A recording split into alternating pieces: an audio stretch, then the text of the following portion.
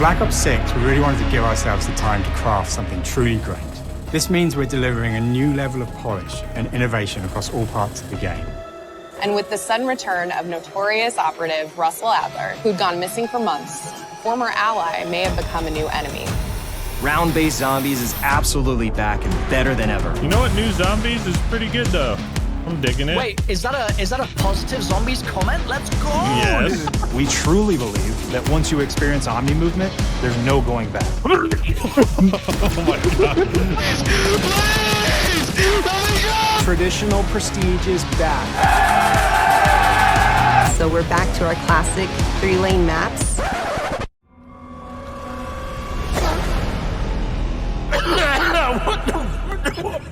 Real talk, is this not one of the greatest video game themes? And it's for the menu of all things.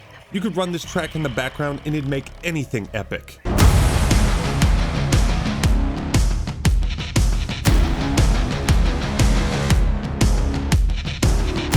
I immediately noticed the parallels between Raining the Fire and Black Ops 2's iconic Adrenaline, as it signaled to my brain, hey, we're going back to that thing you like. Round-based zombies? We got it. Classic prestige? You bet your ass it's in here. A sequel to Black Ops 2's story? With characters from Cold War? Yeah, I think we're ready to rock and roll. Another game starring Russell Adler, Rule 34 is gonna go crazy this year. Raining the Fire is aptly named because that's exactly what the composer Jack Wall did. Last year's Call of Duty Modern Warfare 3 oozed apathy. It was soul-drainingly bad. Black Ops 6, on the other hand, signals a return to form. The difference in quality and polish between two yearly releases has never been so extreme.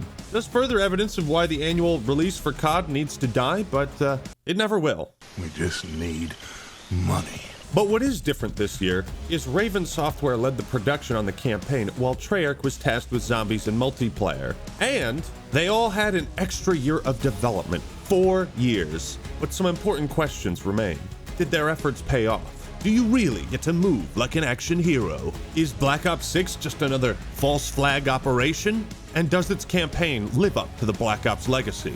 Well, let's decrypt the story, find Bill Clinton, and dolphin dive our way straight into this.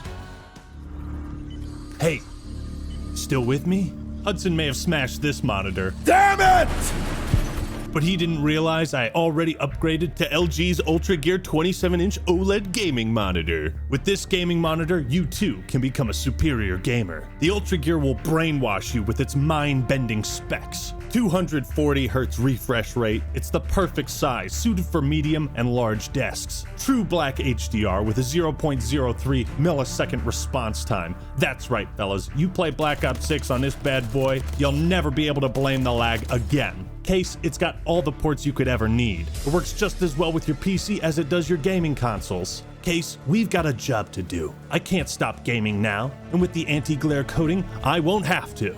You won't have to worry about other light sources reflecting off your screen, and it'll be much easier on the eyes. And LG also has the GX7 with 480 Hz refresh rate, 1440p resolution, and DP 2.1 for connectivity. Pre-orders start on the 18th if you're interested. There's too many reasons to upgrade and get yourself an LG gaming monitor. And if you check the link in the description and pinned comment, you can learn more about it. Thank you, LG, for sponsoring this video. And now for something completely different. Alright, Case, it's time I leaked the real dossier on Black Ops 6 Zombies. What's written beneath the black ink? Is it awesome or bad? Well, in a surprise twist of fate, turns out I've spent more time playing Zamblers than multiplayer. This is new and uncomfortable for me. But those of you that watch my COD reviews, you've come to know me as one of the most consistent, respected voices in the Zombies community. I'm kind of known for my incredibly based takes on this series, and people often look to me for guidance. Hey, Ackman! Nick said your zombies' opinions are cringe! They ask you how you are, you just have to say that you're fine when you're not really fine, but you just can't get into it because they would never understand. I've been living a lie? Well, if Tank Dempsey himself is calling me cringe, who am I to argue? It must be true. And so, I bid you all farewell.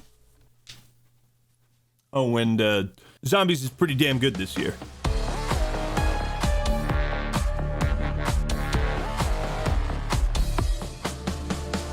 BO6 Zombies has likely been the, dare I say it, returned to form that most fans were hoping it'd be. And though it is a massive upgrade from whatever the fuck this nonsense was, this year's Zombies does leave something to be desired. The mode has become a tasty blend of Cold War and Black Ops 3, two radically different games whose unique features complement each other quite nicely.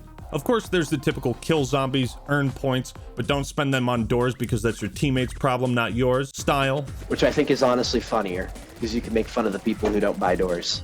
That is true. Yeah, but you act, man. Well, you bought them all before me. Like Cold War, you gather scrap for various upgrades. Fellas, get this. We even got round-based zombies back. You mean like there's waves that get tougher over time? Can you fucking believe it? I can't. I don't believe it! Really goes to show how far Zombies has fallen off when round-based zombies is like the cornerstone of their marketing strategy. Hey, Activision here. We noticed you haven't liked our Zombies mode for the last 6+ years. So, we're just gonna give you what you want. How's that sound? That sounds great. Yeah, I bet it does, asshole. Gee willikers, why didn't you think of this before? Because I fucking hate you and hope you die. You should kill yourself. The reception to BO6 Zombies might seem pretty positive right now, but don't forget that recent competition has been playing at the same level as the New York Jets. You just expect to laugh at it every year, and watch as zombie fans put paper bags over their heads to cover their shame. This year is different, since arguably Black Ops 4, COD Zombies has struggled to maintain its identity and continue innovating with the best features of its past, with Activision and the developers opting instead to see how many different ways they can keep fucking it up. Ironically, it seems Activision's attitude towards the Zombies mode is reflected in the lyrics of the Liberty Falls Easter egg song.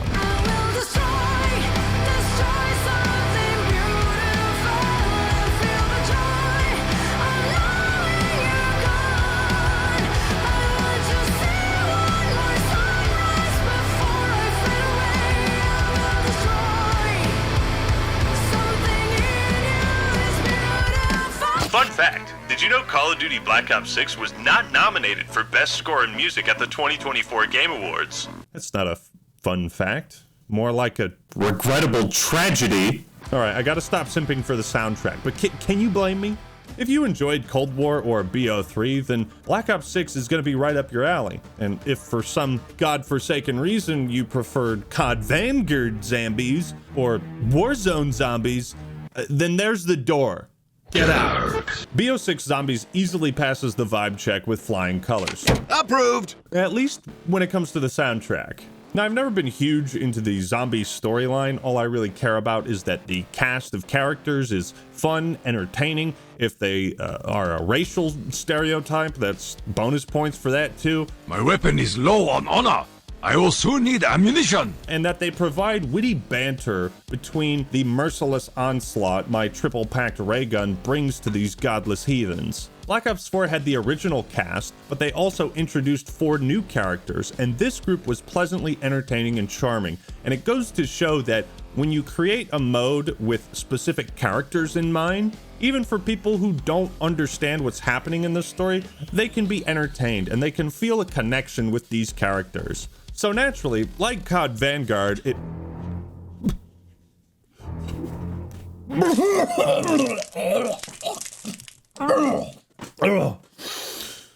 Sorry, it's hard to start a sentence with like COD Vanguard. Like COD Vanguard, you can hop into Zombies and play as any of the multiplayer operators, which, depending on your choice, can make the narrative completely disjointed and virtually incomprehensible for the filthy casual audience to understand. In other words, me. I guess it's cool to kill zombies as Captain of the Onions, Frank Woods, but, who's Nathan? Why are we killing him? What the fuck is happening? Why is Weaver back? That's a good question. Remember him from Black Ops 1? He's in Zombies now for some reason. Weaver, I thought you were dead. If it were only that simple. What? Are they fucking memeing? Is this a prank? Alex, thought you were dead. Still standing. Heard you died in a tank in South America. Well, I wasn't in that tank. Weaver, I thought you were dead. If we're only that simple. Are they trolling me? How many times? How many times can you do the I thought you were dead?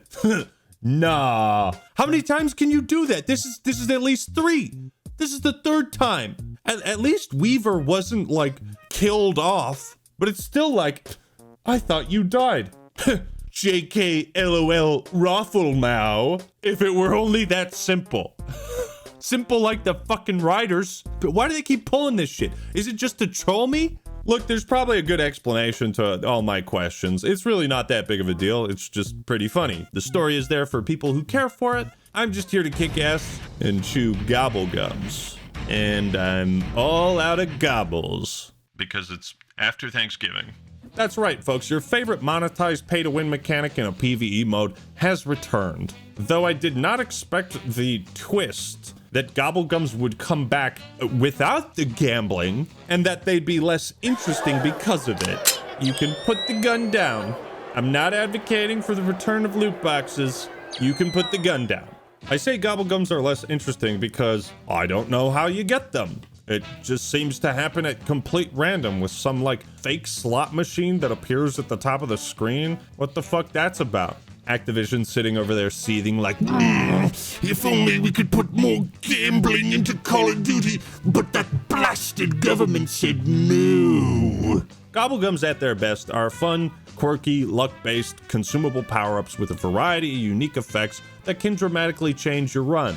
At their worst, gobblegums were a shameless paid advantage offered in a PvE mode that used gambling as its delivery system. The problem isn't that there were overpowered gobblegums like Perkaholic or profit sharing. The problem is that when you monetize a system like that, you remove the option to have a more satisfying form of progression and unlocks. I get it, it's a gumball. You put the quarter in, twist it, you get a different flavor each time. It makes sense. Vermintide 2 proved that you could have loot boxes, not monetize them, and it works amazing. It should be the same with gobblegums, but asking Activision not to monetize any part of Call of Duty is like asking Sledgehammer to finally step up and make a good COD game.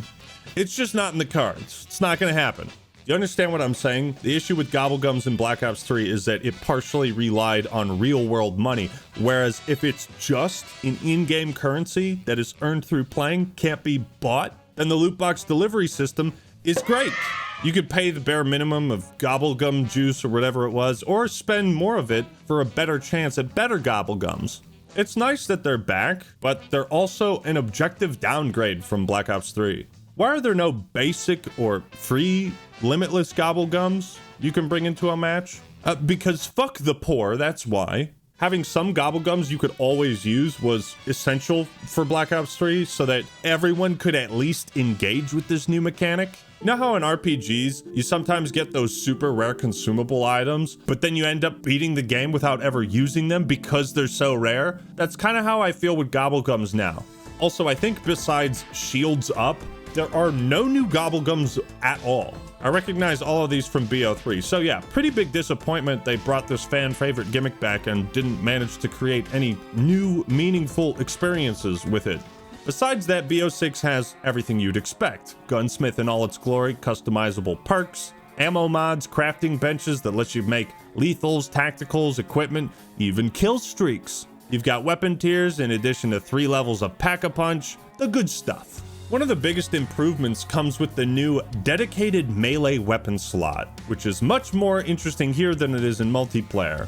Now you can beat zombies to death with a baseball bat or use a power drill to extract their juicy brains. Melee in zombies has always been kind of a joke, outside of moments when you have insta-kill. I always liked the Bowie knife in previous games because it felt nice to be able to upgrade this part of your arsenal even if it wasn't all that useful. But now, melee builds are totally viable. You can pack-a-punch your knife, give it an ammo mod, raise its weapon tier. You can't give it a bipod though, which is disappointing. So with this new focus on melee combat, obviously they added a bunch of cool melee weapons that you can find in the mystery box, right?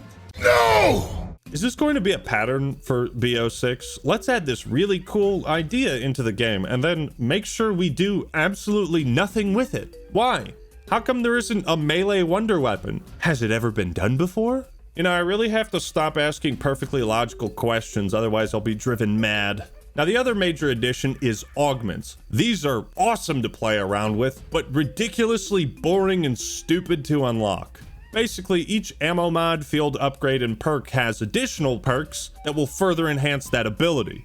More HP for Juggernog, Dead Wire stunning elite units, PhD Flopper turning into PhD Slider. They really got creative here. However, you can only progress one augment at a time because, well, we gotta make our fan base slaves to the grind. How do you think we make money?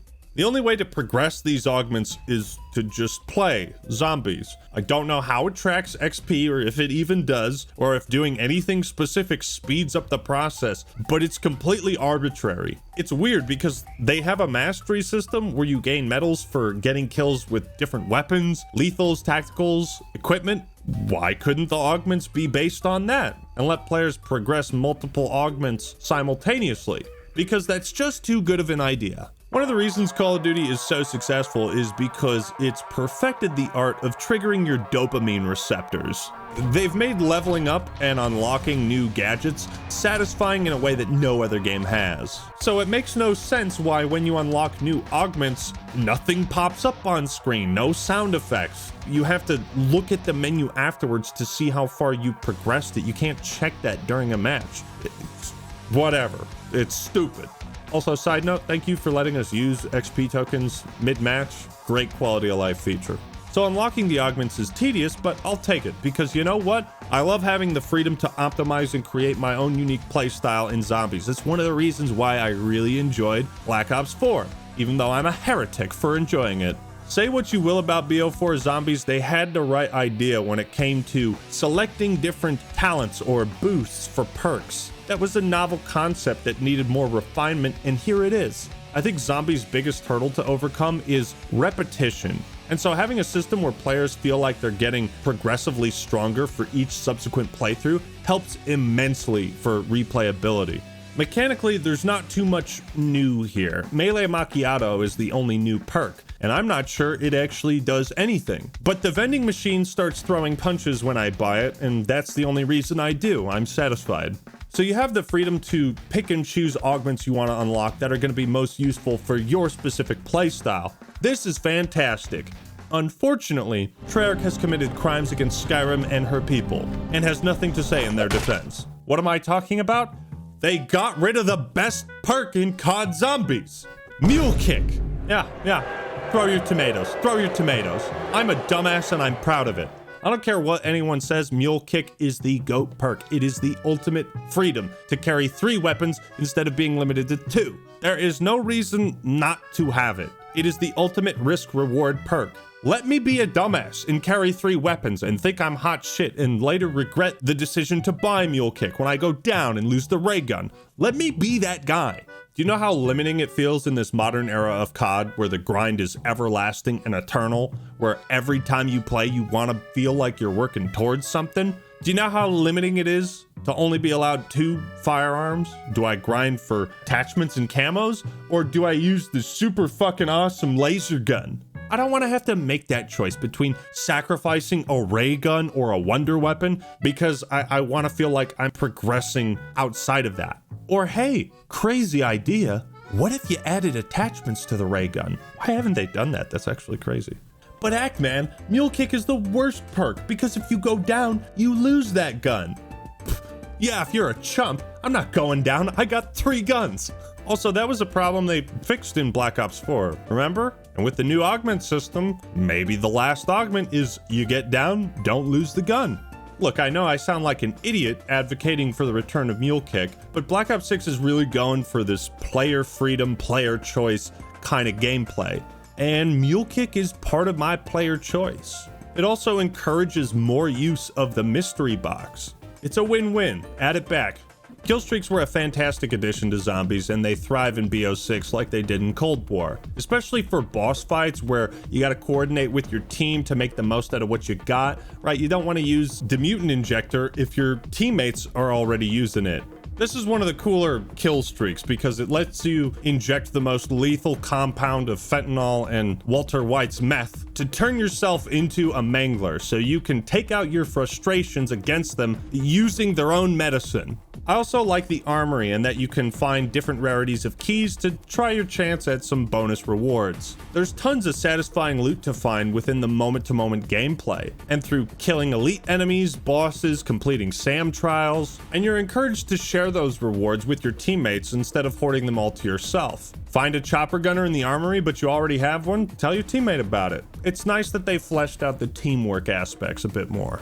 Also, mild annoyance, why doesn't max ammo restore tacticals and lethals? At least give me 3 of whatever I have on hand. Why you gotta make me ration my monkeys? What, you think I'm gonna pay 500 scrap for one monkey bomb? Are you insane? Do you know how expensive it is to upgrade your weapons? Also, where are the claymores? Give me claymores. Everybody loves claymores. In many ways, it's pretty obvious Treyarch was allowed more time to put more love into zombies this year. I've noticed how there's a unique death scene that plays at the end of every match depending on what type of enemy stops your run. It's a completely unnecessary detail, but it adds to the cinematic feeling this mode provides. Now, let's talk about maps. Right now, Black Ops 6 has 2 of them, with a 3rd one on the way now.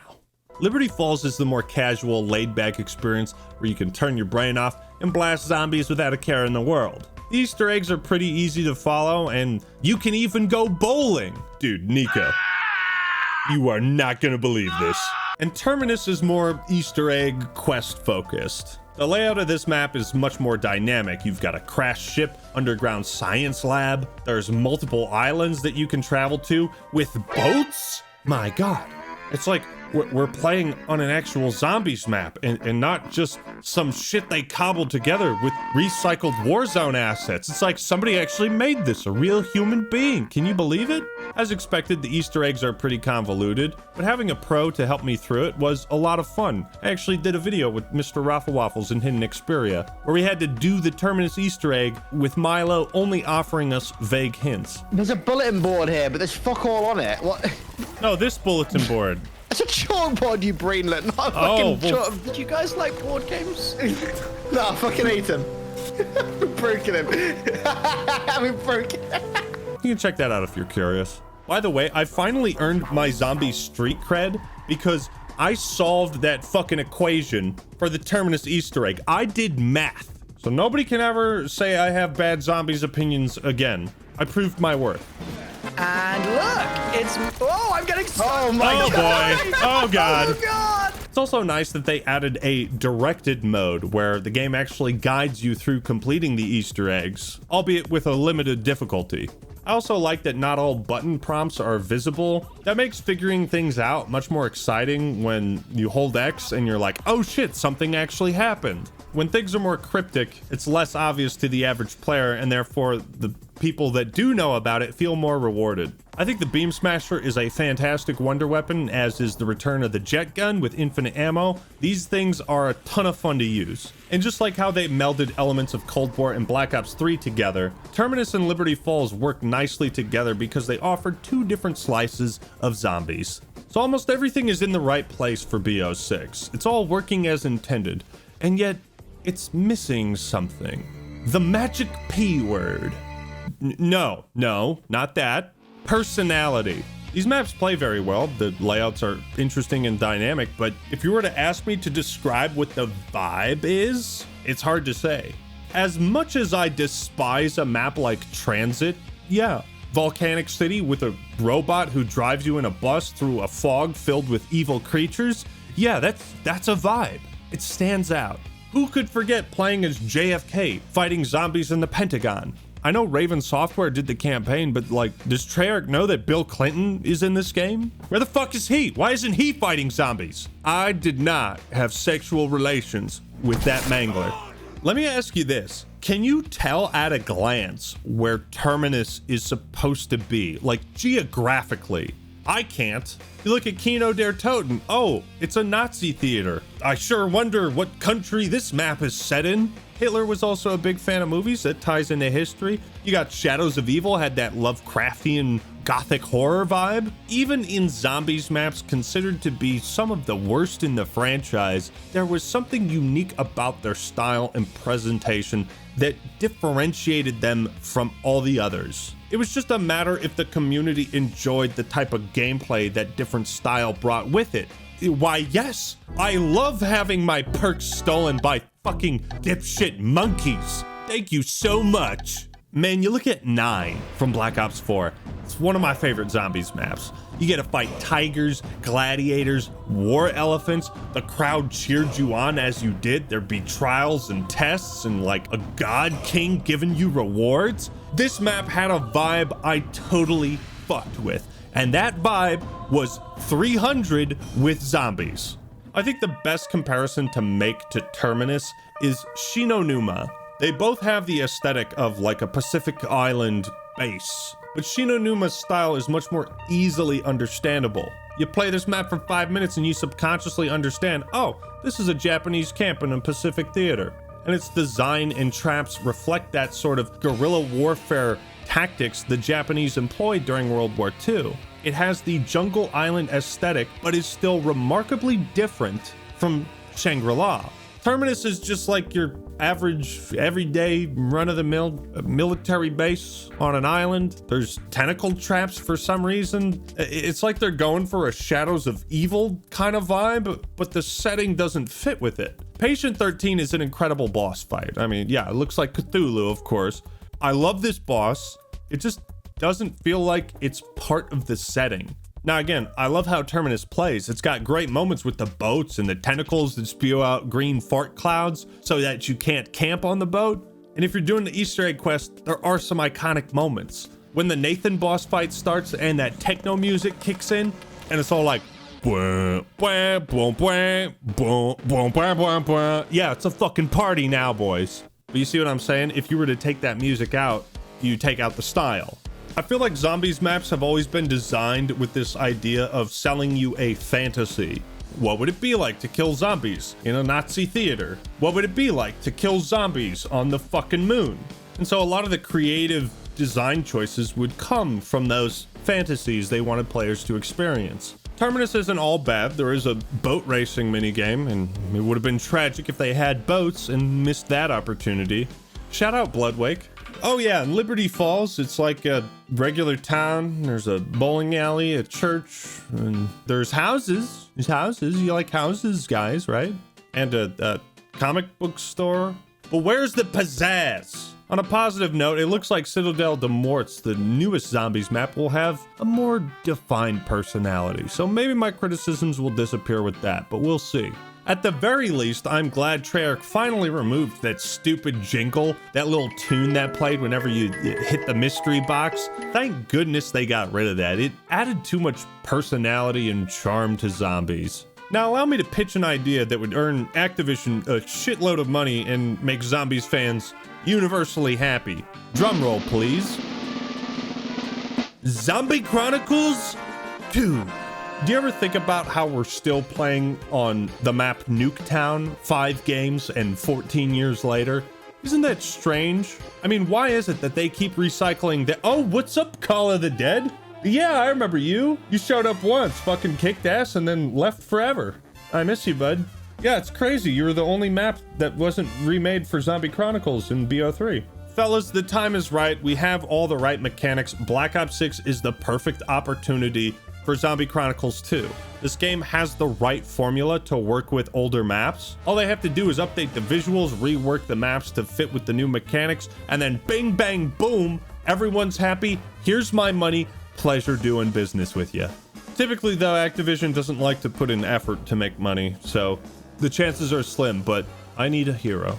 Overall, Black Ops 6 offers a solid iteration on zombies. We have gotten back on track, and the dark ages are behind us. I think it's the best since Black Ops 4, though I'm sure many people like it more than that. What can I say? Mule kick changes a man. And with a new map coming out within 5 weeks of launch, BO6 Zombies looks towards a healthy future, as does its community of hardcore fans. What a difference a couple of years can make, huh?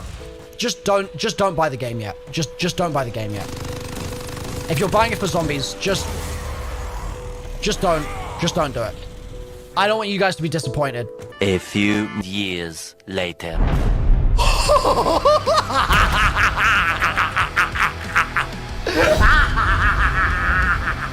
COD Zombies has struggled to impress me for a long time, and Black Ops 6 may not be perfect, but it's refreshing to actually be enthusiastic about this mode again.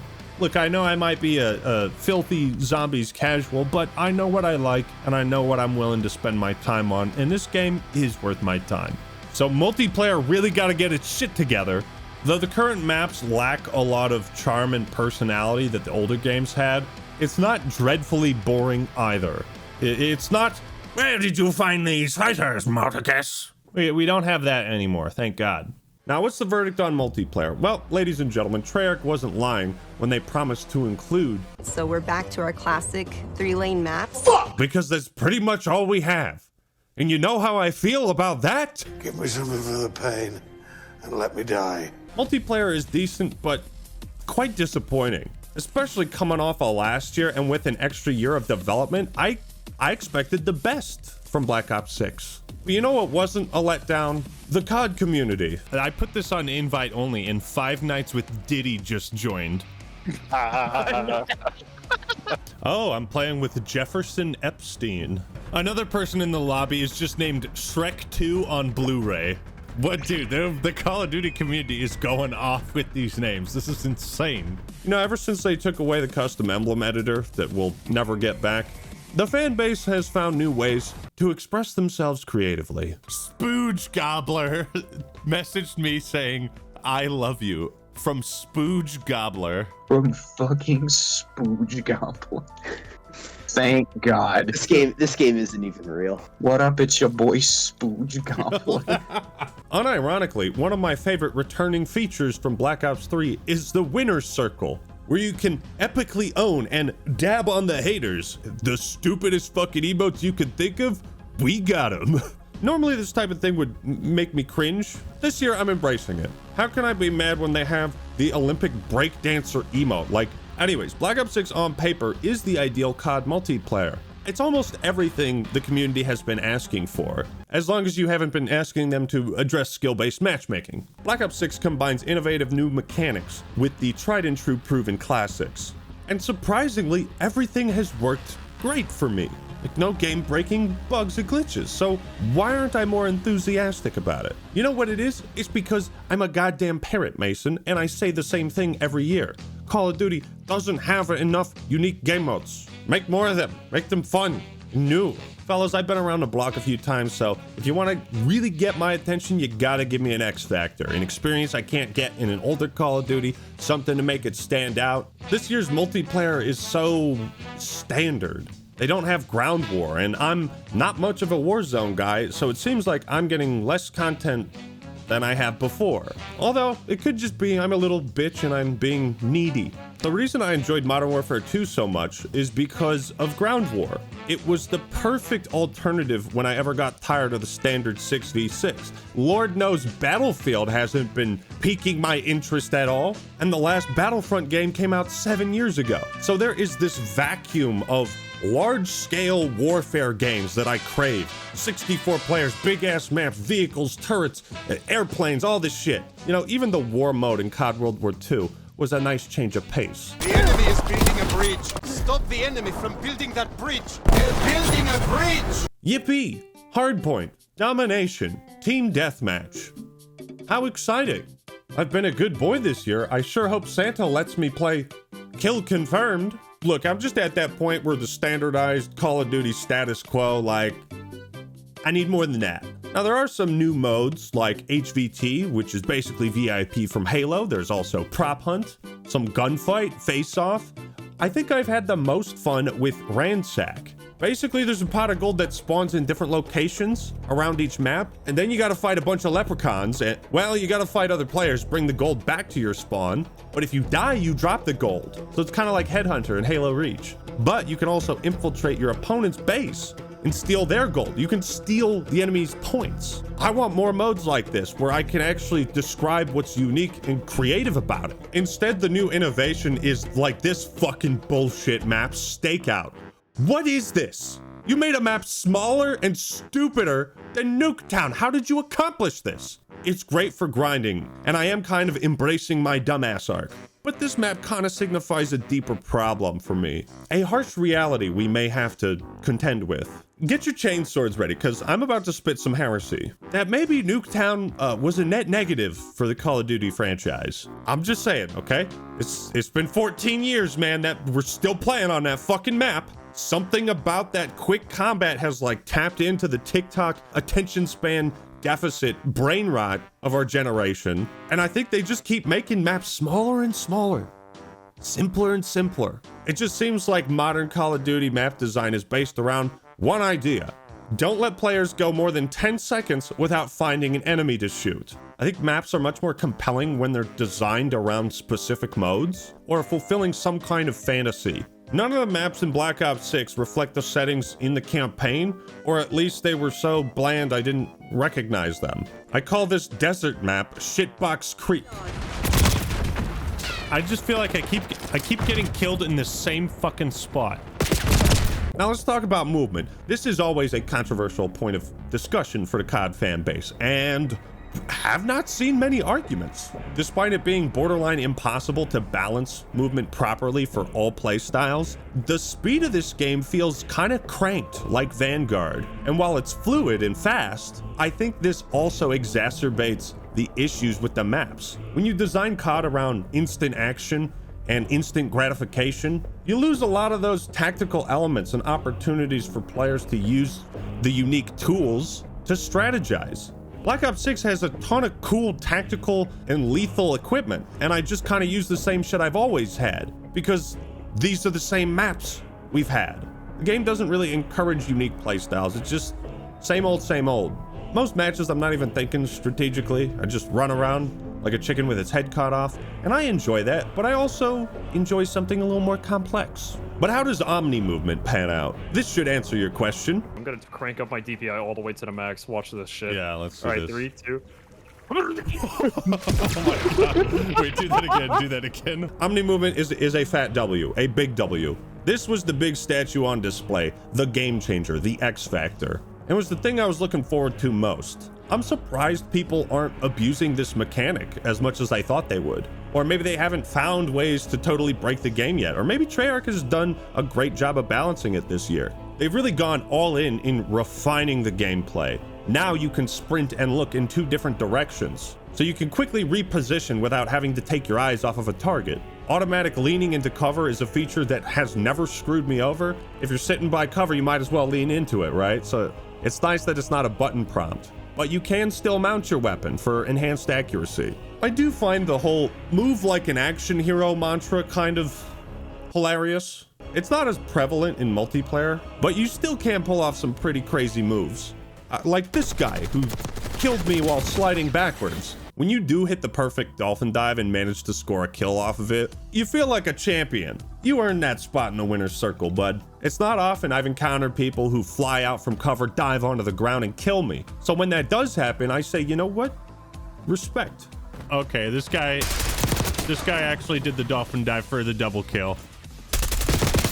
Wow, okay. The Black Ops 6 multiplayer at its core is serviceable, but the maps and modes don't really accommodate the new innovations that were made to the core gameplay. Like I said, they've really refined the formula. Treyarch has gone out of their way to allow you to customize the user interface to your heart's content. Given that I tend to bitch about it every year, this pleases me. If you don't like the user interface, bruh, you made the sandwich. You can change everything from the size and shape of the minimap where ammo counters appear on screen. Now, every year we all like to complain about how the cosmetics and skins in Call of Duty are getting dumb and dumberer. But then I think about that time that they sold bacon skins for $2 in Black Ops 2. There's always been dumb cosmetics, but at least they were priced right. And those were universal skins, to my knowledge, for all the weapons. Of course, there's the usual bullshit in the store where they're selling like 800 different cosmetics at once for like $25 each. They've figured out their business model. That being said, new controversy just dropped. Apparently, Activision has started using AI-generated art for in-game rewards. With the latest update, they have this zombie with 6 fingers.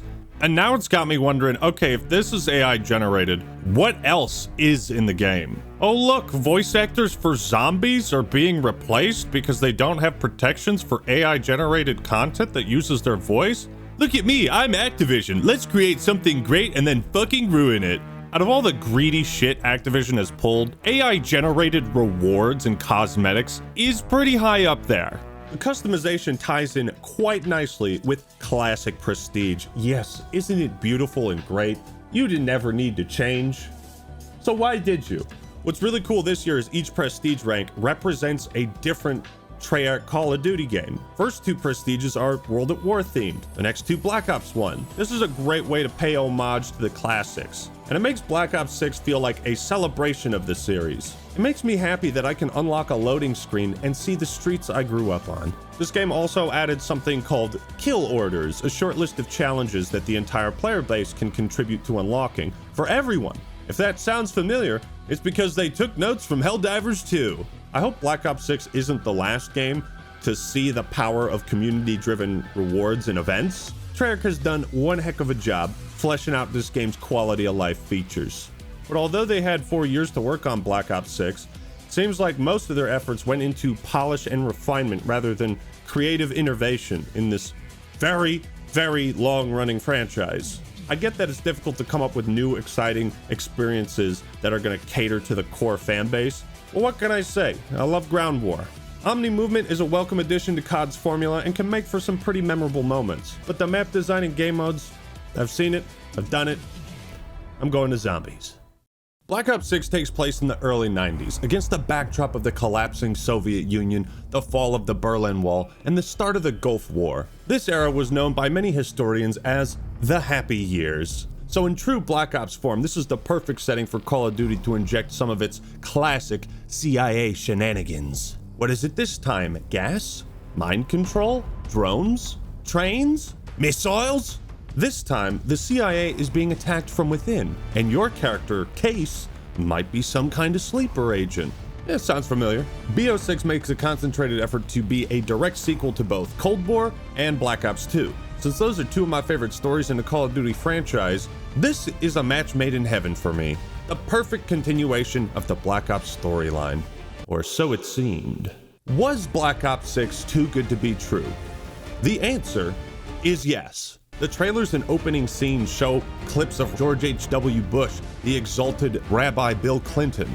Your whole life is a lie. I did not have sexual relations with that woman. And a Call of Duty fan favorite, Saddam Hussein. His portrayal led to the game being banned in one of the countries it's set in, Kuwait. Now to me, that's a sign of having balls of steel. We don't care if this game gets banned, we're gonna spin whatever yarn we want.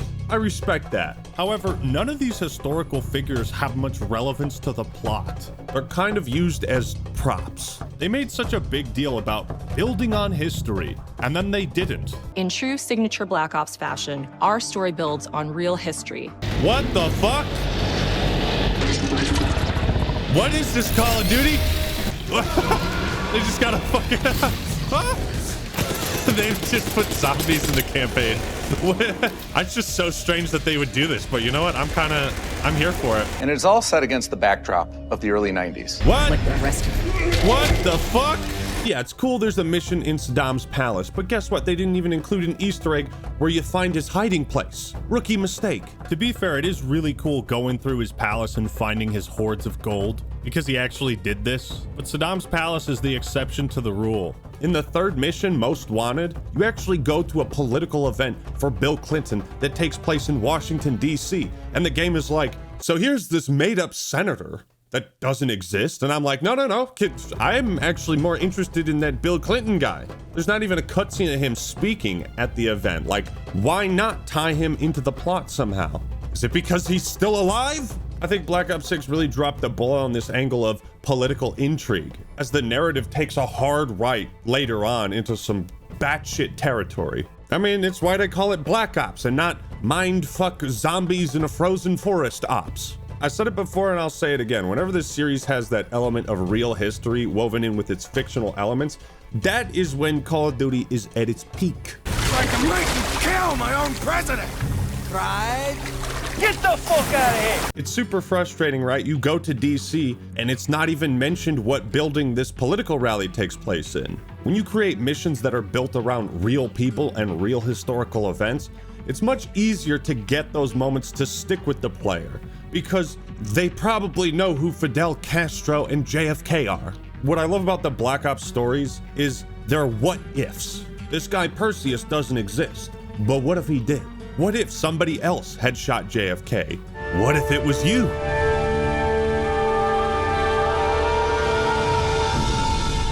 Those are the kinds of mind-bending questions the series is known for. In Black Ops 6, however, it's what if this game was set during the Gulf War, and then a bunch of random made-up shit happened? Even having just a single scene with Ronald Reagan commanding your team of CIA operatives, that adds weight to the story. The point is, he wasn't dreamt up in a Raven Software writing room, but much of Black Ops 6 story is, and so it feels detached from the history that it seems to be basing itself on. They abandon realism in favor of this fictional paramilitary group called Pantheon, who's like part of the CIA or a different branch of the CIA, a group whose intentions and motivations are kept extremely vague, or at least they fall on the shoulders of one person. So the events of Black Ops 6 end up being completely detached from the figures and setting of the 90s, making our actions as the player feel far less important and personal than they have in the past, leaving us with a half-baked narrative that doesn't satisfy as a fan of Cold War or BO2.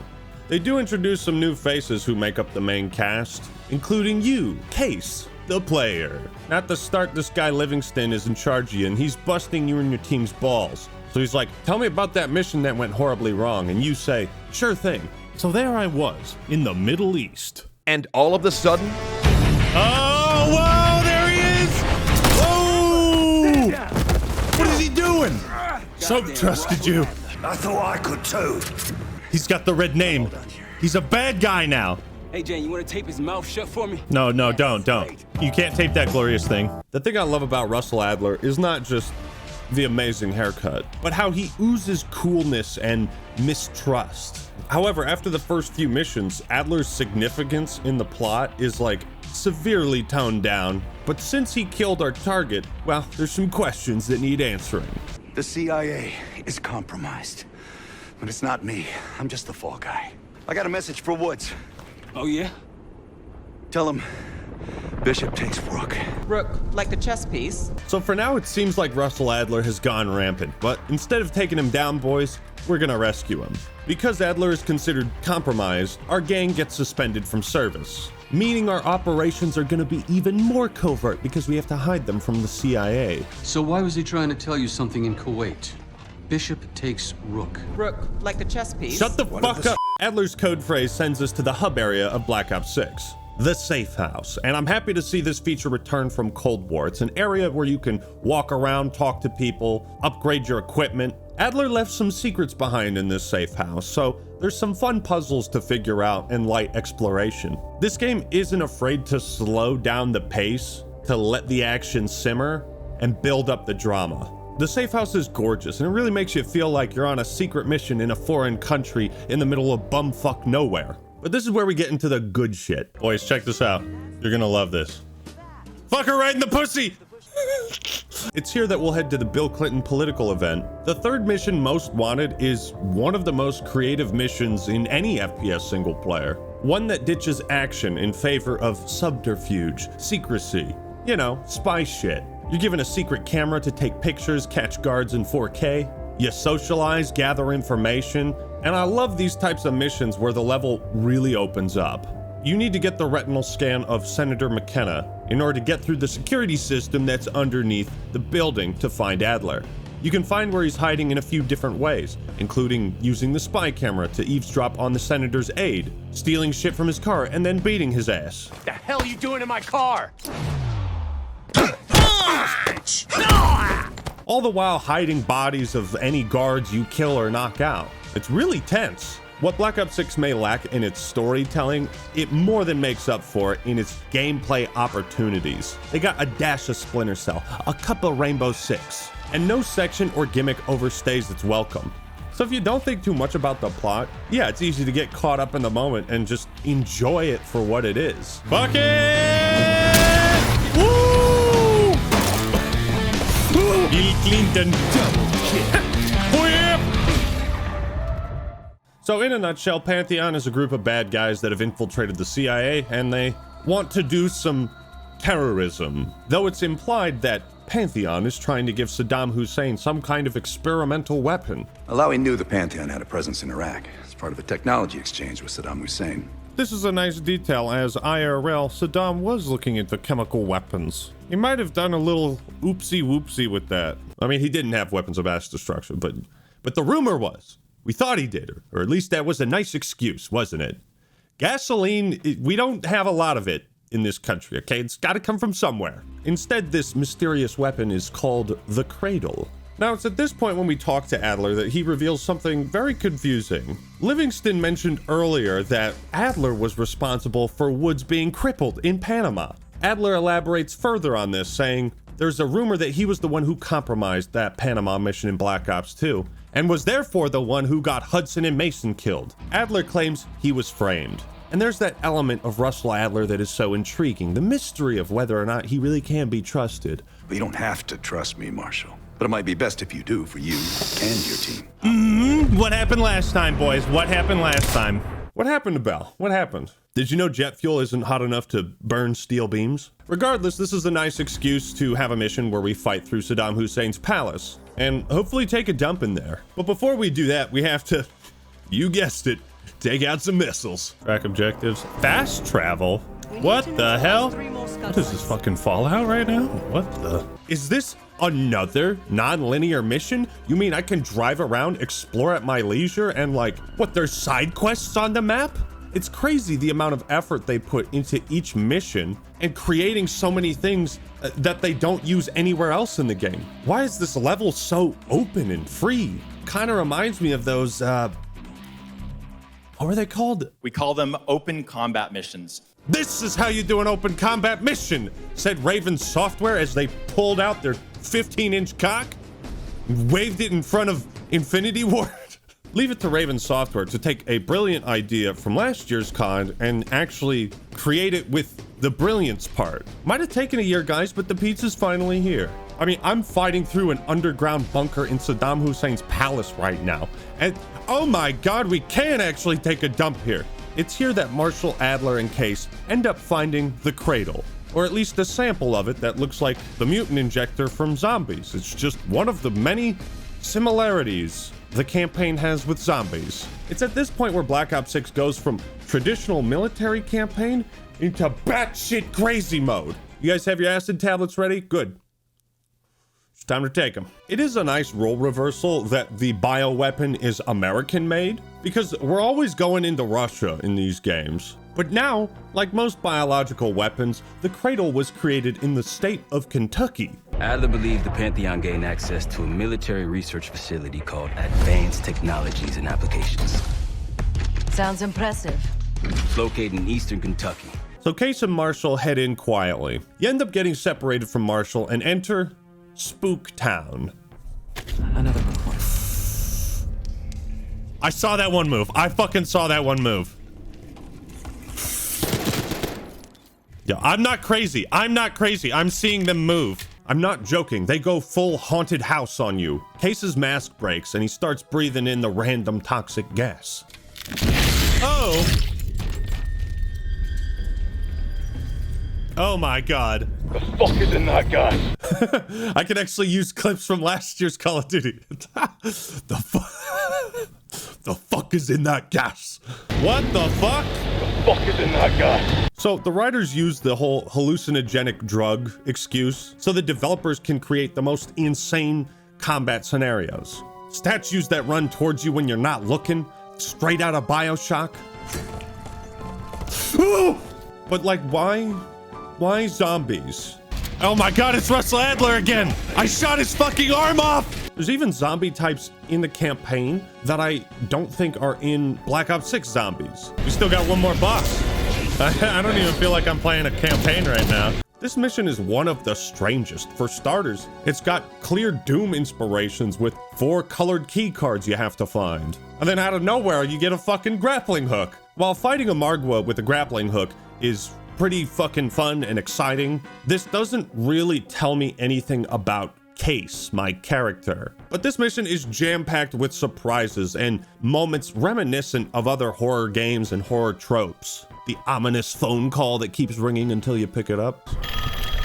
Contact Civic Hospitality. I'll come out of my house and I'll break your fucking leg. But I think the problem I have with this mission, Emergence, it blurs the line between the grounded setting of the 90s and fucking COD Zombies. Playing through Emergence was the first time Call of Duty genuinely scared me. But looking back, I struggled to understand what the point was, story-wise.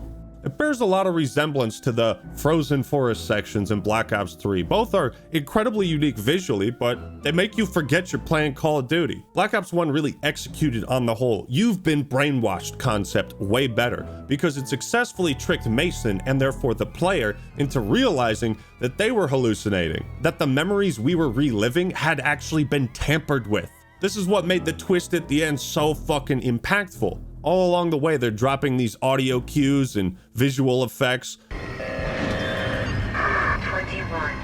10, 16, 23.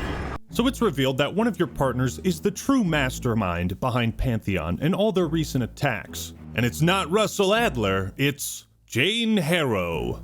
And for reasons I don't quite understand, the last mission turns into a deep dive psych evaluation on this character. She hadn't really felt all that pivotal to the plot, nor was she memorable enough for this twist to have some kind of impact. I'm mixed on the story. On one hand, the presentation in the final mission, Separation Anxiety, it's a remarkable depiction of the mind. What it's like to confront internal trauma and what it takes to overcome that, to make the mirror whole again. Restore each piece of who you are and be able to see yourself. That's kind of gay, but hey.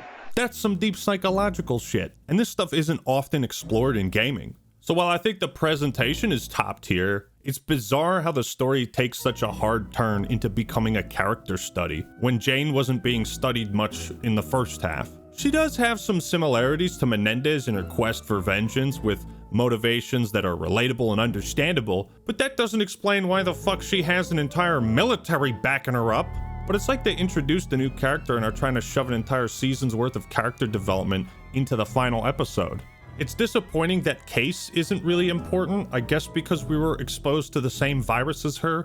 We're the ones who need to take out Jane? But then doesn't she also like overcome her trauma, so shouldn't we be homies now? I don't know. Then the game just kind of ends abruptly with Case and Harrow dying, I think. And the other guys meet up and are like, hey, good job. Oh, by the way, there's another mole, and it's this guy, whoever he is. Though Black Ops 6 has some of the most creative campaign missions and level design in the series, the narrative supporting it is painfully disjointed, unable to focus on a single plot thread or a main character. And I don't know why after the first few missions Russell Adler took such a huge back seat. He was the best new character Call of Duty has had in forever. And it feels like the writers didn't know what to do with him. They did the whole Black Ops 3 Frozen Forest thing way better than that game, but it's immersion breaking for the exact same reasons. It's an awesome campaign to play through, but a mediocre story to reflect on. It's not often we get a Call of Duty game that has so few relative problems, but the issues I have with it stop it from being completely awesome. I really was expecting something more grounded, realistic, and historically based in a campaign. I wanted more Russell Adler. I bought the costume, guys. It's not a phase, Mom. It's not a phase.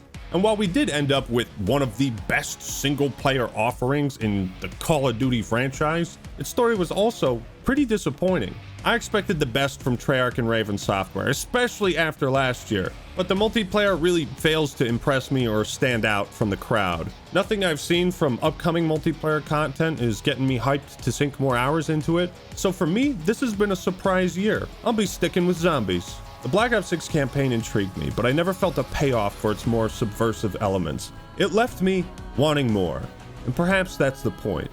But regardless, that is why Call of Duty Black Ops 6 is so awesome and mediocre. Thank you all for watching. Hope you enjoyed the video. Don't forget to leave a like if you did and subscribe. Thanks to LG for sponsoring this video. You can check out their monitors in the description and pinned comment. Big thanks to my top tier donors, the acting experts, a Screaming Cloaker, A2A Phoenix, Anubis 17, Caprivi, Crunchy Gel, Dr. Muller, Jazan Heitman, Jose Sanchez, Kelly McGowan, Levi Von Marks, Lucas Haynes, Momo Mizrahi, Poop Dog, Saber the ODST, Scroto T Baggins, Seymour Butt Sex, Shadow, and Sophia. Thank you so much for your continued support. I appreciate the hell out of you. All right, everyone, that's all I got for today. This is Russell Eckler signing out. Peace.